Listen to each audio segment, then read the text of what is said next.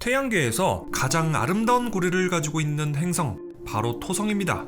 그런데 토성은 1980년대까지만 해도 미스터리 덩어리였습니다. 행성의 구조는 물론이고 그 상징 같은 고리의 기원조차 제대로 밝혀지지 않았죠. 토성은 목성과 마찬가지로 가스 행성, 즉 표면이 없고 대부분 기체로 이루어진 행성입니다. 하지만 가까이서 들여다보면 목성과는 다른 분위기를 풍깁니다.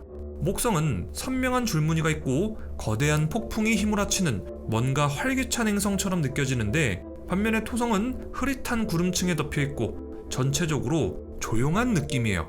그래서 토성은 같은 가스형 행성인데도 이상하리만큼 차분하고 묘하게 다른 느낌의 녀석이었어요. 자, 그리고 토성의 아이덴티티라고 할 수 있는 고리. 이 고리를 망원경으로 보면 정말 예쁘긴 한데, 도대체 이 고리는 어떻게 생겨난 거지? 어떻게 이 고리가 모양을 유지하고 있는 거지? 라는 질문에 대해서 당시에는 아무도 확신을 못하고 있었어요. 게다가 토성 주변에는 흥미로운 위성들도 많았습니다. 그 중에서 단연 눈길을 끈 건 타이탄이었습니다. 타이탄은 예전부터 주목받던 위성이었지만 사실 우리가 알고 있는 건 많지 않았습니다. 1940년대에는 대기가 있다는 것 정도만 스펙트럼 분석으로 확인됐고, 1980년 보이저 1호가 스쳐 지나가면서 질소가 주성분일지도 모른다 라는 정보가 더해졌죠. 하지만 타이탄은 두꺼운 오렌지빛 구름에 완전히 덮여 있어서 겉으로는 표면이 전혀 보이지 않았습니다. 타이탄에 바다가 있을지 메탄이 흐를지 아니면 그냥 바위 천체일지 모든 것이 추측뿐인 미지의 세계였어요. 사실 따지고 보면 인류는 그때까지도 토성계에 대해서 제대로 탐사한 적이 없었습니다. 1979년 파이어니어 11호, 1980년 보이저 1호, 1981년 보이저 2호가 토성을 지나가긴 했지만 정말 말 그대로 지나가기만 했습니다. 그래서 자료도 제한적이고 근접 촬영도 몇 컷 남기기 어려웠습니다.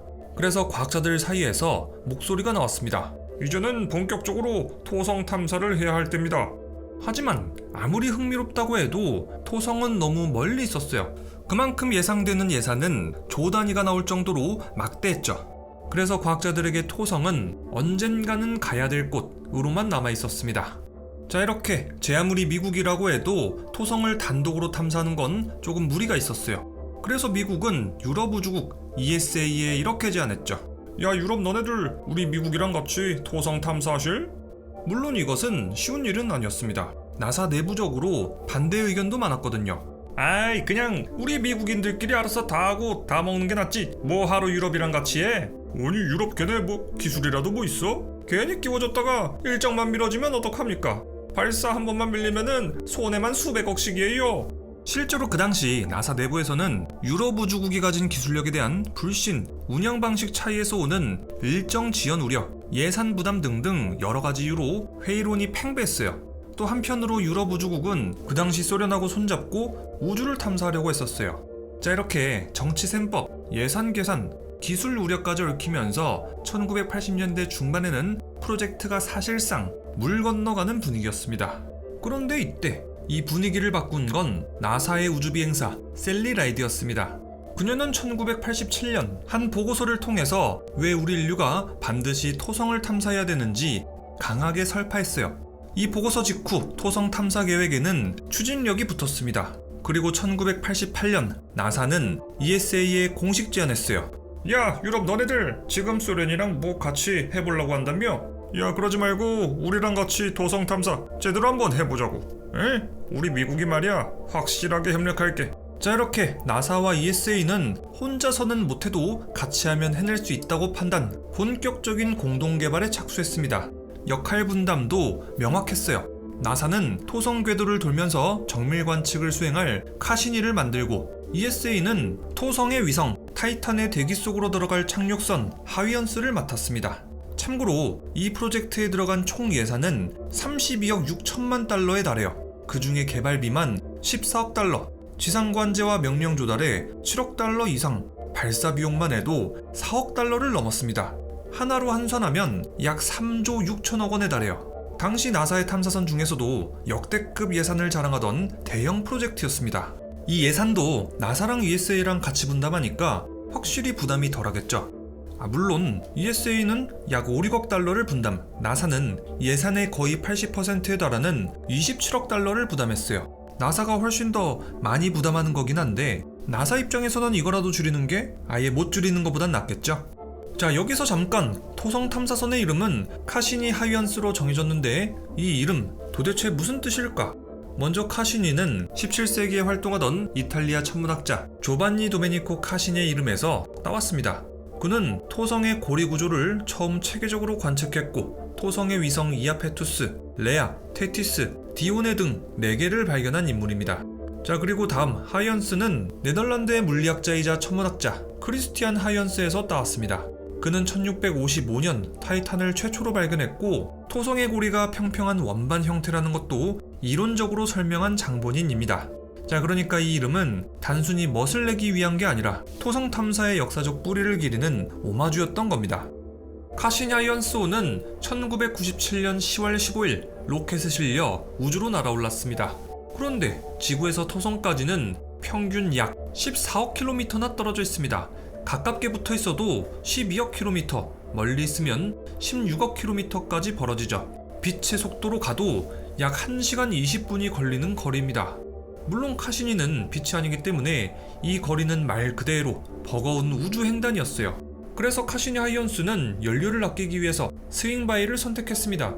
1998년 4월, 1999년 6월 금성을 2차례 스윙바이, 1999년 8월엔 지구를 스윙바이, 그리고 2000년 12월부터는 목성을 스윙바이 하면서 조금씩 속도를 높여갔죠. 이런 식으로 카시니 하이언스는 행성의 중력을 이용해서 가속도와 방향을 조정, 연료 없이도 먼 거리를 날아갈 수 있었습니다.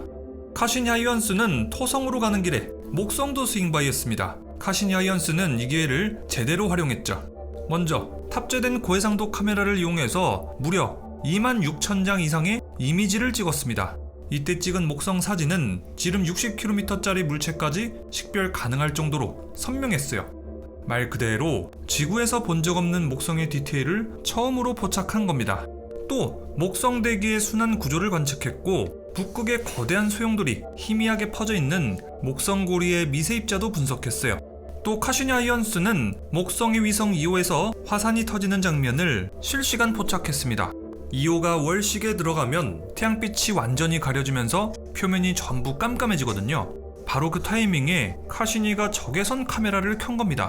그런데 갑자기 어둠 속에서 번쩍 내부 열이 뿜어져 나오는 밝은 점들, 즉 활화산에서 솟구치는 용암의 열이 적외선으로 뚜렷하게 잡혔습니다. 기존의 과학자들은 2호에 화산이 있을지도 모른다, 이 정도만 생각하고 있었는데 이번 포착으로 2호에 화산이 있다는 것이 완전히 확정됐습니다. 이 사건은 우주에서 관측한 첫 번째 화산 실황 중계였습니다. 이렇게 카시니 하이언스는 토성 가는 길에 목성을 아주 잠깐 들렸다가 목성을 완전 샅샅이 털고 왔어요. 나사의 과학자들 입장에서는 완전히 땡큐죠. 카시니 하이언스-5는 2004년 7월 1일 7년 동안 약 80억 km가량을 비행한 끝에 토성 궤도 진입에 성공했습니다. 그 직후 카시니 하이언스-5는 곧바로 토성의 고리까지 가서 사상 최고의 고해상도 고리 이미지를 촬영했어요. 그리고 2004년 12월 25일 타이탄 탐사선 하이언스가 분리됐고 2005년 1월 14일 하이언스는 타이탄 대기 속으로 진입했습니다. 인류 최초로 외계 위성에 착륙하는 순간이었죠. 하이언스가 착륙한 지점은 얼음 자갈 그리고 진흙처럼 보이는 물질로 덮인 비교적 평평한 지역이었습니다. 그런데 놀랍게도 표면은 예상보다 훨씬 더 단단하고 건조했어요. 덕분에 타이탄 지표면의 구성은 물론 대기층이 어떻게 만들어지고 변화하는지에 대한 귀중한 과학적 단서들이 대거 확보됐습니다. 하이언스-5가 탐사한 타이탄은 놀라운 풍경의 연속이었어요. 먼저 타이탄은 액체 탄화수소로 가득 찬 호수가 있었습니다. 이것은 지표면에서 안정된 액체를 발견한 태양계 최초의 사례였습니다. 또 타이탄은 액체 메탄이 비처럼 내리고 번개까지 쳤어요. 즉 타이탄은 액체가 순환하고 비가 내리고 기상현상까지 있다는 얘기죠. 지구 말고 이런 전체가 또 있다는 건 정말 놀라운 일입니다. 게다가 타이탄의 대기엔 질소, 탄소, 아르곤 등의 동위원소들이 풍부하게 존재했어요. 이것은 타이탄에서 복잡한 대기화학 반응이 활발히 일어나고 있다는 뜻이겠죠. 그래서 일부 과학자들은 조심스럽게 이렇게 생각했습니다. 혹시 이런 메탄 기반의 환경에서 살아가는 생명체가 있는 건 아닐까요? 그러나 현재까지의 분석 결과 타이탄에 생명 활동이 있다는 명확한 증거는 발견되지 않았습니다. 자, 이렇게 하이언스1은 타이탄에 뛰어들어서 타이탄의 환경을 정말 많이 알아냈어요. 그런데 이게 사실 운이 진짜 많이 따라준 거였어요. 하이언스와의 통신 장비가 고장난 바람에 타이탄의 환경에 대해서 아무것도 못 알아낼 뻔했거든요. 우주 저 멀리 비싼 돈, 귀한 시간 들여서 빈 깡통만 보낼 뻔했던 거죠. 도대체 무슨 일이었길래? 타이탄으로 내려간 하이언스는 A 채널, B 채널 이렇게 2개 채널로 데이터를 보낼 수 있도록 설계돼 있었어요. 그 다음에 카시니가 이 데이터를 수신하는 거죠. 이때 유럽 우주국의 과학자들은 A 채널의 데이터, B 채널의 데이터 이렇게 둘 다 카시니가 수신할 수 있도록 준비해놨다고 생각하고 있었어요. 하지만 이것은 착각이었죠. 카시니는 오직 B 채널의 데이터만 받을 수 있도록 설정돼 있었습니다. 이 설정을 바꿀 방법은 없었습니다. 결국 하이언스가 A 채널로 전송한 모든 데이터는 영원히 사라졌습니다. 이 데이터에는 풍속 측정 데이터, 고도에 따른 압력 변화 데이터 등등이 포함되어 있었어요. 그런데도 기적이 일어났습니다. 하이언스는 배터리 용량도 적었고 타이탄의 환경도 너무 혹독해서 하이언스가 타이탄에 들어간다면 30분밖에 못 버틸 거라고 예상됐었거든요. 그런데 하이언스는 무려 90분이나 버텼습니다. 그 덕분에 B 채널로만 보내진 정보만으로도 어마어마한 과학적인 성과를 거둘 수 있었죠. 자, 지금부터는 토성의 아름다운 고리, 토성 극지방에 있는 초거대 육각형의 폭풍, 토성의 위성 엔셀라두스에 생명이 있을지도 모른다는 이야기까지 다 알아볼 건데요. 그 전에 잠시 오늘의 영상을 후원해준 서프샤크 VPN을 소개하겠습니다. 서프샤크 VPN을 이용하면 익명성을 유지하고 보안도 강화해서 개인정보, 금융정보 해킹을 막을 수 있습니다. 여기다가 안티바이러스, 광고 차단 기능으로 인터넷도 쾌적하게 사용할 수 있어요. 또 서프샤크 VPN을 이용하면 한국에서는 볼 수 없는 넷플릭스 작품을 볼 수 있습니다. 미국에 접속하면 오피스, 일본에 접속하면 슬램덩크나 명탐정 코난 같은 다양한 애니메이션을 볼 수 있어요. 또 스팀으로는 한국에 출시되지 않은 게임도 즐길 수 있죠. 자, 이렇게 좋은 서프샤크 VPN, 이번 프로모션으로 리뷰영이 구독자들에게 4개월 추가 혜택을 준다고 합니다. 한번 구매하면 하나의 계정으로 PC, 스마트폰, 태블릿까지 무제한으로 다른 디바이스에 연결할 수도 있습니다. 지금 바로 surfshark.com OWLREVIEW 아울리뷰를 통해서 4개월 추가 프로모션을 받으세요. 해당 링크를 클릭하고 결제할 때 아울리뷰 코드 꼭 입력하시기 바랍니다. 토성의 또 다른 위성 엔셀라두스. 엔셀라두스는 지름이 500km 남짓으로 그 크기가 달보다도 작고 표면은 눈처럼 새하얗고 밝게 빛나는 위성이었어요. 엔셀라두스는 발견된 지 200년도 넘었지만 과학자들의 관심을 받지 못했어요. 그저 별 볼 일 없는 얼음덩어리 천체로 여겨졌거든요. 그렇게 카시니오는 별 기대 없이 엔셀라두스를 근접 촬영하는데 엔셀라두스의 남극에서 강렬한 빗줄기가 잡혔습니다. 에? 이게 뭐시오? 뭔가가 뿜어져 나오고 있는데? 카시니호의 분석 결과 남극 표면에 갈라진 틈 사이에서 수증기와 얼음 입자, 가스와 유기물 등등이 물기둥처럼 뿜어져 나오고 있었어요. 이후 카시니는 이 물기둥 속으로 직접 돌진합니다. 이 안에서 샘플을 채취하고 기둥을 이루는 성분들을 하나하나 정밀 분석하는 거죠. 우주선이 물기둥에 직접 들어가서 성분을 분석한다? 이건 진짜 영화에서나 나올 법한 장면이었어요. 자, 결과는 어땠을까요? 카시니는 이 물기둥 속에서 수소, 메탄, 암모니아 등을 검출했습니다. 이게 왜 중요하냐고요? 이 물질들은 지구심해 열수분출공 주변에서 발견되는 것들이에요. 지구의 심해 속 생명체들은 태양빛 하나 없이 이 열수분출공에서 나오는 화학 에너지원만으로 살아갑니다. 자, 그럼 상상 한번 해봅시다. 만약에 엔셀라두스의 얼음 껍질 아래에 액체 상태의 바다가 있고 그 바닷물이 암석지형과 맞닿아 있고 그 지점에서 뜨거운 열이 솟아오르고 있다면 그건 곧 지구 심해와 아주 유사한 환경이라는 뜻이에요. 즉, 생명체가 존재할 가능성이 있다는 얘기입니다. 이 발견 직후 나사의 후속 탐사 목표는 유로파와 함께 엔셀라두스가 제1순위가 됐습니다. 자, 이제 본격적으로 카시니의 메인 타깃, 바로 토성을 살펴볼 차례입니다. 토성은 겉으로 보기에는 부드러운 황금빛의 행성이에요. 그런데 실제 토성의 대기는 혼돈의 폭풍이 몰아치는 세계였습니다. 토성 적도 부근의 바람은 시속 1800km에 달했습니다. 참고로 지구의 제트기류가 평균 시속 160에서 320km에 달해요. 가장 강할 때는 400km 정도에 달하고요. 그런데 토성의 바람은 최소 4배, 최대 10배나 더 빨랐어요. 토성의 바람은 태양계에서 해왕성 다음 가는 가장 거친 바람이었던 셈이죠. 그리고 또 하나, 토성의 북극에는 정확히 육각형 모양의 거대 제트류가 있습니다. 폭은 무려 약 3만 킬로미터, 높이는 수백 킬로미터. 그리고 이곳을 흐르고 있는 바람의 속도는 시속 320km에 달해요. 이 특이한 육각형 구조는 1980년대에 보이저 우주선이 처음 발견했는데, 그 이후 카시니오가 2006년부터 고해상도로 관측을 시작하면서 그 움직임을 추적하고 애니메이션으로 시각화하기도 했습니다. 덕분에 과학자들은 이 육각형이 어떻게 유지되는지, 시간에 따라 어떻게 변하는지를 더 자세히 연구할 수 있게 됐습니다. 놀라운 건 이 육각형은 수십 년째 사라지지 않고 유지되고 있다는 사실이에요. 말 그대로 태양계 최장수 폭풍 중 하나죠. 하지만 여전히 왜 하필 육각형 모양인지 정확한 형성 메커니즘은 미스터리로 남아있습니다. 자, 이제 토성의 자랑거리, 바로 고리 이야기로 넘어가 볼게요. 카시니는 토성의 고리도 초정밀 관측했습니다.